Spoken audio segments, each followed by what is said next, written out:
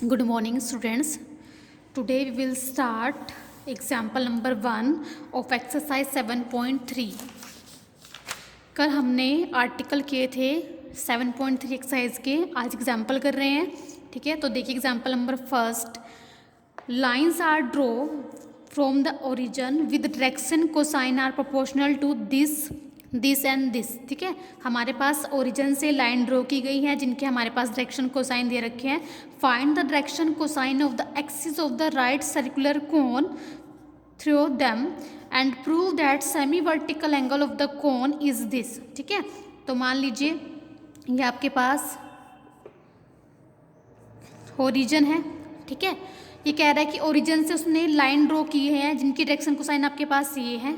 ठीक है, तो मान लीजिए ओरिजिन से ये लाइनें ड्रॉ हो रही है, कहीं मर्जी ड्रॉ कर सकते हो आप. ठीक है, कहीं मर्जी भी. ठीक है, तो आपने क्या है करना है कि फाइंड द ओरिजिन से लाइनें ड्रॉ की गई हैं जिनके डायरेक्शन कोसाइन ये गिवन है. Find the direction cosine of the axis of the right circular कोन. मैं मान लेती हूँ ये मेरा राइट सर्कुलर कोन का एक्सिस है, इसके आपने क्या निकालना है, डायरेक्शन कोसाइन निकालना है. ठीक है, और ये मान लो मेरा ओरिजिन से लाइनें जो जनरेट कर रही है कोन को, ये मेरा राइट सर्कुलर कोन हो गया. ठीक है, ये आपके पास सेमी वर्टिकल एंगल होगा, ये भी आपने निकालना है. क्लियर है. आपने अगर आप ये एक्सिस ले रहे हो कोन की तो इसके डायरेक्शन कोसाइन निकालने हैं. ठीक है, और जो एक्सिस है ये जनरेटर्स के साथ जो सेमी वर्टिकल एंगल बना रही है वो आपने निकालना है. ठीक है, तो देखो कैसे करते हैं. तो सबसे पहले हमने जो निकालना है, हमने क्या निकालना है, डायरेक्शन कोसाइन निकालना है एक्सिस की. तो लेट आप ये कोन यहाँ भी बना सकते हो, ऐसे ही यहाँ पे बना सकते हो, यहाँ पे बना सकते हो, कहीं मर्जी बना सकते हो. ठीक है, तो let LMN be the required direction cosine of the axis. ठीक है, हमने डायरेक्शन कोसाइन एक्सिस के निकालने हैं, वही हमने कंसीडर कर लिए. ठीक है, let the given lines makes an angle alpha with the axis. जो हमारे पास ये लाइंस है जिनके डायरेक्शन कोसाइन हमारे पास दे रखे हैं, मैंने ले लिया कि वो अल्फा एंगल बना रही है, semi vertical angle with the axis. ठीक है, तो हमारे पास दो लाइनों के बीच में निकालने का एंगल निकालने का मेथड होता है. ठीक है, तो कोस अल्फा, अगर मैं इस एक्सिस के बीच में, इस लाइन के बीच में 3 लाइनें दे रखी है, कोई सी भी लाइन ले सकते हो, तीनों के लिए करना पड़ेगा ना हमें तो काम, चाहे 2 हो.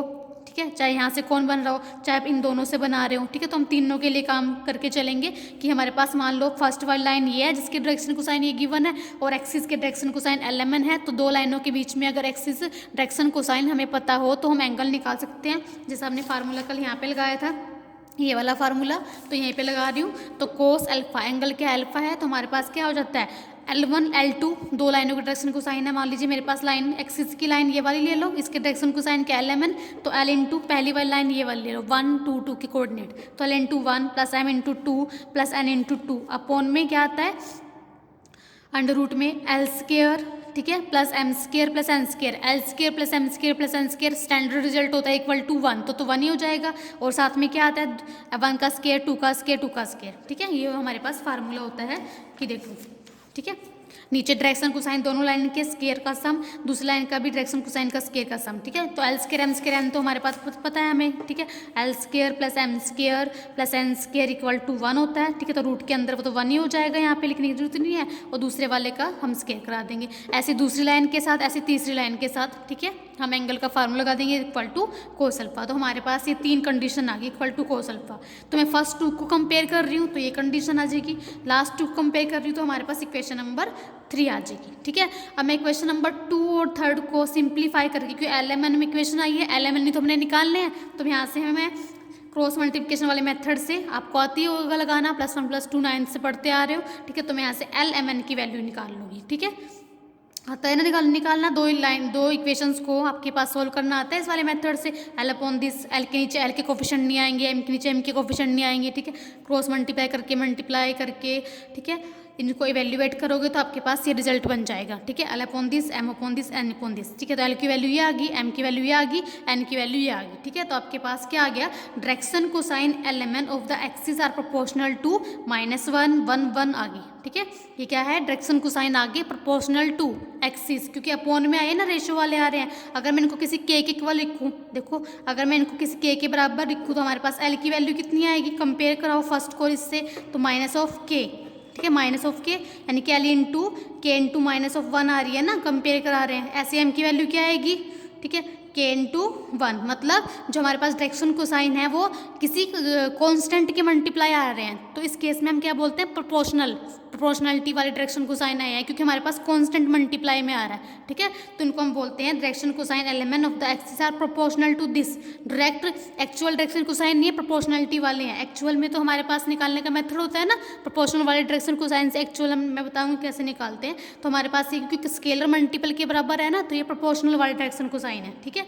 तो क्या आगे -1 1 1, देयरफॉर पर हमें तो कैसे बोला हुआ है, actual direction cosine find the direction cosine, मतलब जो ओरिजिनल डायरेक्शन कोसाइन निकालने हमने, तो कैसे निकालते हैं, therefore actual direction cosine are proportional to, therefore actual direction cosine are कैसे निकालते हैं, ये एल है, ये एम एन है, तो हमारे पास मेथड क्या होता है, एल अपॉन अंडर रूट में L square M square N square, comma M upon under root में L square plus M square plus N square, ऐसे ही comma N upon under root में L square plus M square plus N square. तो हमारे पास ये method होता है प्रोपोर्शनल वाले डायरेक्शन कोसाइन से एक्चुअल डायरेक्शन कोसाइन निकालने का मेथड।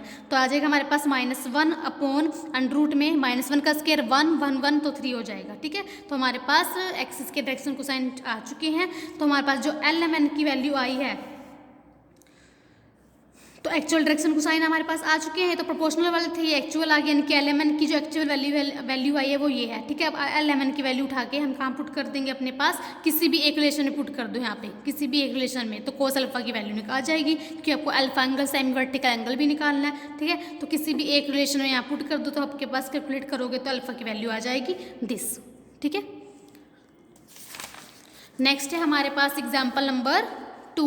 एग्जाम्पल नंबर 2 की स्टेटमेंट देखिए, find the equation of the right circular cone. आपने एक राइट सर्कुलर कोन की इक्वेशन निकालनी है, which vertex is at the origin. हमारे पास ये राइट सर्कुलर कोन है, इसका वर्टेक्स क्या है, हमारे पास ओरिजिन है, ठीक है। एक्सिस द लाइन, एक्सिस की इक्वेशन दे रखी है, हमारे पास ये एक्सिस होती है, आपको पता ही है, ठीक है। और ये हमारे पास यहाँ एक्सिस ऐसी इक्वेशन दे रखी है this, and which has the vertical angle of 60 degree, ठीक है। जो हमारे पास जो वर्टिकल एंगल दे रखा है वो क्या दे रखा है, 60 डिग्री, ठीक है। यानी कि ये पूरा एंगल दे रखा है 60 डिग्री। हमारे पास एक्सिस जनरेटर के साथ अगर सेमी वर्टिकल एंगल लेते हैं ना हम, तो राइट सर्कुलर कोन में, तो हमारे पास कितना हो जाएगा, 30 डिग्री। ये पूरा एंगल, क्योंकि इसने कहा हुआ है कि राइट सर्कुलर कोन जो है which has a vertical angle 60 degree, ये पूरा वर्टिकल एंगल, ठीक है। ये पूरा वर्टिकल एंगल 60 डिग्री है, हम ये सेमी वर्टिकल एंगल लेते हैं तो 30 डिग्री हो जाएगा, क्लियर है। चलो, तो अपने राइट सर्कुलर कोन की इक्वेशन निकालनी है, ठीक है। Let P X Y Z, अब इक्वेशन निकालनी है तो कोन के ऊपर कोई पॉइंट लेना पड़ेगा, तो हमने सबसे पहले क्या किया, हमने पी पॉइंट ले लिया कोन के ऊपर। तो let P X Y Z be any point on the cone, ठीक है। पी एम आपको दिख रहा है एक्सिस के ऊपर क्या है, परपेंडिकुलर है, जिसकी इक्वेशन हमारे पास एक्सिस की ये दे रखी है, ठीक है। तो angle A O P, angle A O P, ये पूरा एंगल हमारे पास क्या है, 60 डिग्री। तो एंगल हाफ कितना हो जाएगा, A O P 30 degree, semi vertical angle, जैसे मैंने आपको बताया, ठीक है। अब आपको एक ट्रायंगल दिख रही है ट्रायंगल ओ एम पी, ये राइट एंगल ट्रायंगल है, क्योंकि यहाँ पे ये परपेंडिकुलर है पी एम ओ ए के ऊपर, तो ये एंगल कितना हो गया, 90 डिग्री का। तो in right angle triangle O M P में, ठीक है, अगर आप ये निकालो ओ एम निकालो, बेस अपॉन हाइपोटेन्यूज क्या होता है, कॉस ऑफ एंगल, ठीक है। ये बेस हो गया, ये हाइपोटेन्यूज हो गया, परपेंडिकुलर हो गया। तो बेस अपॉन हाइपोटेन्यूज अगर मैं निकालूं तो क्या होता है वो, कॉस ऑफ एंगल cos 30। तो हमारे पास O M base upon hypotenuse, hypotenuse उधर चला गया, कितना हो जाएगा, cos of angle cos 30 degree, cos 30 की वैल्यू √3/2, ठीक है। इस ट्रायंगल का मैं यूज़ कर रही हूँ, ठीक है। उसके बाद हमारे पास मैं इस ट्रायंगल ओ एम पी का यूज़ करके इक्वेशन निकाल लूँगी इस राइट सर्कुलर कोन की, ठीक है। मिस ओ एम पी ट्रायंगल का यूज़ करके इक्वेशन निकालूंगी राइट सर्कुलर कोन की। तो उसके लिए मैं ओ एम निकाल रही हूँ, ओ पी निकाल रही हूँ, फिर मैं यहाँ पे इनकी सारी वैल्यू पुट कर दूंगी, ठीक है।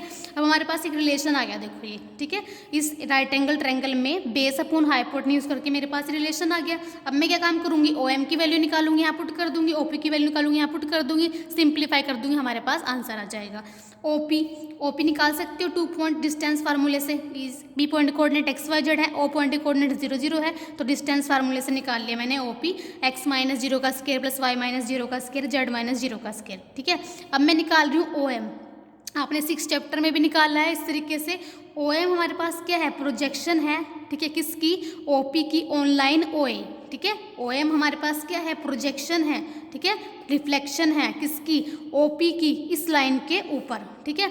तो निकालने का मेथड क्या है, जैसे मैंने 6 चैप्टर में भी कराया था, देखो मैं लिख के दिखा रही हूँ। अगर आपके पास O P, in general example देखो, अगर आपके पास 2 पॉइंट है, एक है P point x1 y1 z1, दूसरा पॉइंट है x2 y2 z2, ठीक है। एक लाइन है आपके पास OM जिसके आपके पास डायरेक्शन कोसाइन दे रखे हैं L, M, N। तो अगर आपको OP क्या है आपके पास, OP आपके पास क्या है, सॉरी OM आपके पास क्या है, OM, ठीक है। ये क्या है आपके पास, प्रोजेक्शन है OP की, ठीक है। तो निकालने का मेथड क्या होता है, पहले बताया x1 माइनस x2, इन दोनों को माइनस कराते हैं, साथ में इस जिसके ऊपर वो प्रोजेक्शन है, प्रोजेक्टेड है, उसके direction cosine L upon under root में L² plus M² plus N², ठीक है। प्लस फिर second coordinate y1 minus y2, ठीक है। इंटू में क्या आता है स्टूडेंट्स, आपने पहले पढ़ा है m इंटू में आता है m इंटू अंडर रूट में L² plus M² plus N²। ऐसी third plus z1 minus z2 into में n अपॉन में L² plus M² plus N²। तो हमारे पास ये मेथड होता है प्रोजेक्शन निकालने का। अब आपके पास OM क्या है, प्रोजेक्शन है OP की, यहाँ XYZ कोऑर्डिनेट है, यहाँ पे 0 0 है। इस लाइन के डायरेक्शन कोसाइन आपको पता ही है लाइन की, क्योंकि लाइन की इक्वेशन दे रखी है। तो डायरेक्शन कोसाइन हमारे पास क्या है, 1 2 3, एक्चुअल डायरेक्शन कोसाइन नहीं दे रखे हैं, ठीक है। तो आप यहाँ पे प्रोजेक्शन निकाल लोगे तो हमारे पास ये माइनस ये कराते हैं ना, जैसे ये माइनस ये कराया था, तो x माइनस जीरो इंटू में इसके डायरेक्शन को साइन L की वैल्यू कितनी है 1 अपॉन अंडर रूट में 1 का स्क्वायर 2 का स्क्वायर 3 का स्क्वायर, वो कितना हो जाएगा 14। ऐसे y माइनस जीरो, ऐसे z माइनस जीरो, यहाँ पे m आ जाएगा साथ में, यहाँ पे n आ जाएगा, नीचे तो सेम ही आएगा, कैलकुलेट करोगे आ जाएगा। अब OM की वैल्यू और OP की वैल्यू यहाँ पुट कर दोगे, सिंप्लीफाई कर दोगे तो आपके पास इक्वेशन आ जाएगी राइट सर्कुलर कोन की। क्लियर है। एग्जाम्पल नंबर 3 देखिए students, find the equation of right circular cone was vertex is P, ठीक है। एक्सिस P क्यों दे रखी है, विच मेक्स इक्वल एंगल, जो एक्सिस है ना आपकी, ठीक है, which makes equal angle with the axis, coordinate axis XYZ के साथ वो इक्वल एंगल बना रही है, विच पासिस थ्रू इस पॉइंट। और हमारे पास जो राइट सर्कुलर कोन है वो इस पॉइंट में से ही पास हो रहा है। ध्यान से दोबारा से रीड करो, find the equation of right circular कोन जिसका वर्टेक्स आपके पास P दे रखा है, एक्सिस P क्यों है, which makes equal angle with the axis. देखो दिख रहा है आपको स्टूडेंट्स, P आपके पास वर्टेक्स है, P क्यों क्या है आपके पास एक्सिस है। ये जो एक्सिस है ना, ये एक्स एक्सिस के साथ भी, वाई एक्सिस के साथ भी और जेड एक्सिस के साथ भी इक्वल एंगल बना रही है।